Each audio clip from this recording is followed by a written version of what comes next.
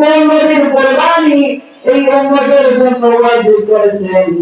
রাসূলুল্লাহ সাল্লাল্লাহু আলাইহি ওয়াসাল্লাম হাদিসের মধ্যে ইরশাদ করে বলেন, সুন্নাত আবিকুম ইব্রাহিম।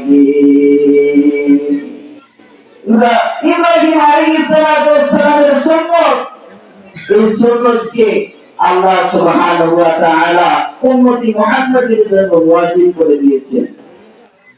রাসূল সাল্লাল্লাহু আলাইহি ওয়াসাল্লাম অন্য হাদিসের মধ্যে ইরশাদ করেন, মান ওয়াজাদা সাআতান লিআন ইউদাহিয়া ফালাম ইউদাহা ফালা ইয়াহদুর মুসাল্লানা। নবী বলেন, যার সময় তো থাকা সত্ত্বেও কুরবানির পশু ক্রয় করলো না, কুরবানি দিল না, সে যেন আমার ঈদগাহের ময়দানে না আসে। নবীজি কুরবানির গুরুত্ব কতটুকু এটা বোঝানোর জন্য নবীজি ধমক দিয়ে বলেছেন, লা ফালা ইয়াহদুর মুসাল্লানা, সে যেন আমার ঈদগাহের ময়দানে না আসে। যাদের উপর কুরবানি ওয়াজিব হয়েছে, আমরা যেন কুরবানি পশু ক্রয় করে এটার পরে বা তার পরের দিনও কুরবানি করতে পারবো। আল্লাহ তাআলা যেন তৌফিক দান করেন।